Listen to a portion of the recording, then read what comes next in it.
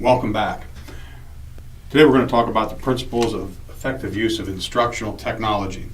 A lot of people are looking to find ways to make learning easier but more engaging for students in a digital age. How do we make that happen? And most of the time we're turning to technology as a means of getting information across and trying to make content come to life. I want to make sure that we don't get too hung up on technology, even though you'd think that'd be kind of odd to say that in such a presentation. But I want us to think about just instructional tools. The fact that this is technology, that this is digital, that this is screens and touch and things like that is really irrelevant at this point. Because when you're starting off, you need to think about what it is you're trying to accomplish. And you shouldn't be trying to accomplish using the most tools possible, the most technology as you can, because sometimes it's not necessary. So I want to start with a quote here.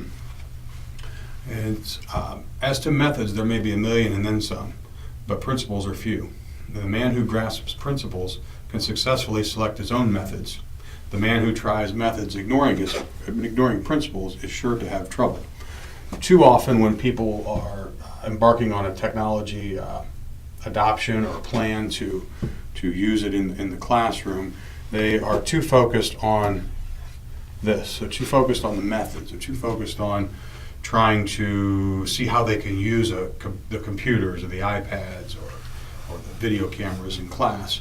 And they're ignoring the purpose. They're ignoring why they're using it.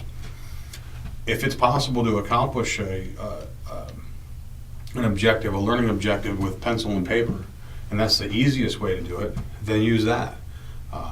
Don't worry about getting the smart board fired up and doing all that if you're just going to be doing simple math problems on the board. Chalk and chalkboard or whiteboard and dry erase markers is plenty sufficient for that. So let's keep in mind that we want to focus on the objective or the mission. The odd thing is this was Ralph Waldo Emerson's quote, and you don't typically think of Emerson as someone that would have a lot of connection with technology or educational technology, since he was a rather simple guy.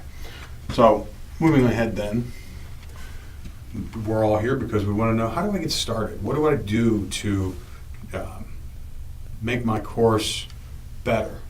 And again, we are talking in terms of technology today, but you got to first start with what it is that you're trying to improve and how it can be improved. And if you've decided that technology is a way of doing so, then we can go from there. Things to consider when you're considering a technology implementation or a technology plan. The first thing, technology provides instructors with additional tools to improve teaching and learning. I touched on that just a bit ago about the fact that keeping in mind that this is just another bag of tools, another bag of tricks. And we've all got our forte, our specialties. We all have our stories, our certain analogies, our certain activities that we feel work well. This is just another closet of resources or another closet of equipment or tools that you can have at your disposal. But it doesn't mean that you always have to go to this closet in order to do what you're. Okay? Think about what the options were before when we go to that closet in the classroom or down the hall, the supply room. Classes were very teacher-centered, very just regimented, sit in seats, sit in rows, listen, and you see lecture is probably the largest word there. Take notes, bring your notebook, textbook, memorize things. And the way we did this was we had everybody sit down and be quiet, listen to what I say, and make sure you write down everything. Go home and memorize it, come back in, you're going to take an exam, and that'll determine whether you understand it or not. When a lot of the things that we were teaching and talking about were actually hands-on activities that, quite frankly, it's more important that you're able to do that than it is to sit down and take a written test to determine whether you have an understanding or not. Today our closet is expanded. It's the access to the tools and the resources that we have is just growing at an unimaginable pace. Every day there's more options, there's more tools, there's more ways of doing things more efficiently. It's impossible to know all of them. So you've got to focus, and that's where you would talk with an instructional designer, or you would speak with someone, a technology specialist, if that's the direction you want to go, to find out what is the most appropriate tool or app or software or hardware to accomplish your goal. But again, remember, we don't start with the technology. We don't say, I want to use iPads, now what do I do with them? It's the worst thing you can do. So knowing that these tools are out there is important, but there's so many that no one can know them all. So it's important to go to a specialist to get it narrowed down and to get some ideas about what things will match what you're trying to accomplish. Use technology to facilitate activities that require its use. Don't use it for the sake of using it. I used that example just a few moments ago. In an elementary or a primary school classroom, if we're just doing mathematic problems, simple arithmetic or addition, subtraction, whichever, at the board, a chalkboard's fine. A whiteboard with dry erase markers is fine. You don't need to have tablets, and you don't need to have whiteboards, smart boards, and things like that. It's not necessary. So use technology when it's appropriate, whether that be for group activity, for collaboration, to help doing video projects, things like that are going to make an impact on learning. That's when it's appropriate to use, but not just for the sake of using. It's trying to illustrate the example there. On the left, you see the 1 + 1 is 2. Worked out pretty well. We didn't need the math computer, the math machine to figure out simple things like that. Effective technology integration facilitates learning activities that would be more difficult or impossible without it. I've got two examples here. I've got people with hands up on the right, and I've got the clickers, the student response clickers or system on the left.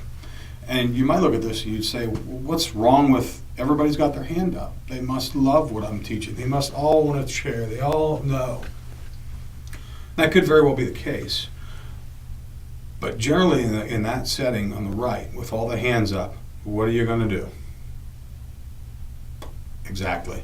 You're going to pick somebody, maybe the person who makes the most noise, maybe it's the person who knows why you choose who you do, but you're probably going to choose a student to answer or give you a response until you get the right answer.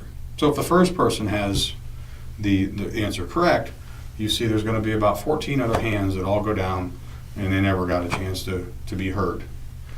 You're not going to know what their misunderstandings are. Some of them may think they were right. Some of them may have been right. Some of them may have been wrong, and they won't know why, because the typical response in the setting on the right, over here, is, Johnny, what's your, yep, that's right, that's the right answer. Okay, let's move on. We don't take time to find out what all the other students in the back thought, what their answer may have been, why their answer could also be right. At that point, they know that theirs was wrong according to what you accepted as correct, and there's no more discussion. Now let's look at the one here on the left. The student response clickers. Everybody gets a vote. Everybody gets a say. Everybody gets to answer. Depending on how you set these up with how anonymous the polling is or the answers are, or how identified the students are in that system, you can find out a lot about whether your students are learning or whether they're getting confused about concepts based on the answers that they give. And this is an excellent opportunity in the moment to reteach instead of waiting till after a quiz, waiting till after homework's been graded or after an exam to find out whether or not your students are really getting it or not. So the one here on the left is much more of a teachable moment than the one here on the right with the hands up. It should be done incrementally. You're going to see, and if you go back and think about the slide with the tree with all the tools on it, and you think, some people get very overwhelmed by this, and they think, oh my goodness, how am I ever going to be able to do all this? There's just so much out there, it's overwhelming. Don't let yourself be overwhelmed. Do it in doses. Find things that you feel you're most comfortable with and just do one thing. Talk with colleagues, talk with instructional designers, talk with your educational technology team. Do some research on your own, but find one thing to start off with. Maybe it's doing some type of a discussion board or some type of a blog or a wiki on that they read outside of class, that you initiate some discussion coming back to class the next day or the next session. You don't have to just go full-blown into videos and doing all these things at the same time. So initiate your plan incrementally. So the speed limit here is 2. You don't have to go 75 just to start off. The last thing is effective technology integration involves students. It's not just watching the student at the board using the tools. It's important to put them in the student's hands. The tools should also be as relevant to the task as possible. If you're learning how to use, let's just use a non-technology example. If this was a wood shop, well, the tools that you would want them to learn to use would be hammers, screwdrivers, saws, the actual tools that they'll use in the trade or in the field. It wouldn't make any sense to have them using mops and sponges and whatever. So you want the technology that's used to be appropriate and apply to the real world situation. In technology circles, if this is a statistics class, you're going to want to find some type of tools that statisticians use, software that statisticians use. It wouldn't make any sense to use something else that isn't going to apply later on. So it accomplishes kind of both things. You're getting the knowledge and the understanding of the content, but you're also doing so using the real life tools that you're going to use down the road. Here you see students involved in it looks like they're playing some type of game, which is fine. It's a flight simulator. If you see there on the screen. And there's absolutely nothing wrong with learning being fun and that gaming being incorporated in it, as long as there is an educational goal, an academic focus to what they're doing. Then it's much better to sit and learn how to, in this case, it looks like a flight simulator, as I mentioned. Certainly more appropriate than, we wouldn't want to put them in a plane. That'd be a pretty bad idea. Heck of a learning experience. But doing this with a textbook or reading a magazine or a pamphlet or an article about how to do this, you're going to bore the kids, bore the students to death. So gaming in this case, you see Gator there. He's having a good time. Looks like he landed the plane or he's getting ready to take off, one or the other. But these kids are all in. They're focused on what the task is, and whether they know it or not, they're learning. Think about it at dinner time when you hide the good stuff underneath the stuff that kids like to eat, and that they don't realize it, but they're actually getting the good stuff along with what they want. So these are the four things that we'll talk about, or the 4 things that you should be concerned with when you're starting a plan. Now, many of you have heard of something called blended learning, and you say, well, what is that? It's an instructional model that includes an online component with face-to-face meetings. So this is not distance learning per se. This could be done anywhere. Your traditional settings, your face-to-face classrooms, and blended learning is not a new concept. It's been around forever. Think about back in our school days and older folks, you were probably assigned something to read when you went home. That's blended learning. It's taking what's going on in the classroom outside of the classroom. It's gained popularity now because of its ease. It's with so many technology tools and social media and ways to take the content outside of the classroom, watching videos, using LMSs like Blackboard, doing meetings like with TCO, things like that. It's really become much easier than it was and a lot more diverse. So you've got 3 components here. You've got face-to-face meetings, you've got an online resource, and then the interconnectivity. So you want to make sure that what you're doing face-to-face and what the online readings are about are making sense towards the lesson interconnectivity, this area right in here. Okay, if there's no connection, if this is about stats, and over here on the online resources, you're learning about, you're reading about trees and flowers. Well, this is going to get really confused. What does that have to do with what we're doing outside of class? And one of these two things is going to turn into busy work. It's going to seem pretty trivial. So here's a simple lesson plan. We'd start with a weekly reading assignment. Students will follow along here. Students prepare to discuss the content. So this is done outside of class, the reading assignment. They discuss it inside of class, and it takes away the time of doing the reading in class. You know, now you use your class time more wisely for more activity, more discussion.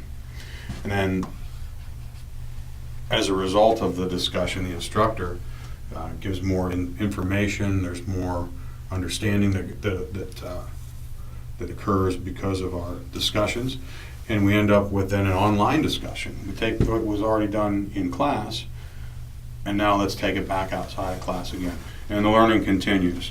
Here's the clock. We're not stuck just doing from 12 to 1. Now it's around the clock. You can access the stuff over here can be accessed at any time. If you have questions about this, I'm going to skip ahead a few slides here.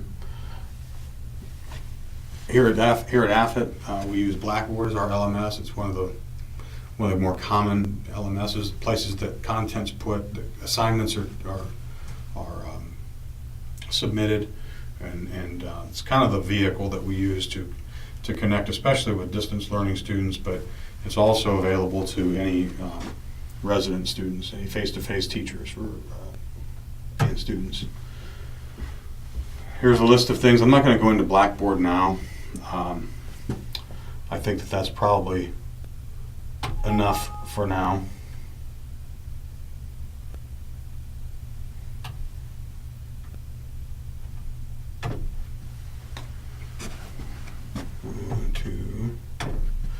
I think we've covered enough things for now, but we can do another video or meet with you if you have any more questions about this. Certainly, I'd love to speak with you on an individual basis, or if I get enough feedback, we'll do another professional development series.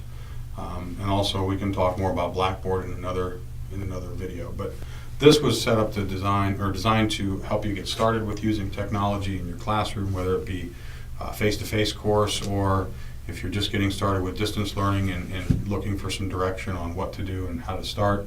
I hope this helped. If you have any questions, you're certainly welcome to call me.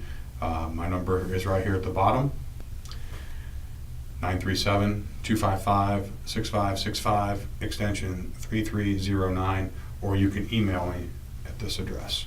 Thank you.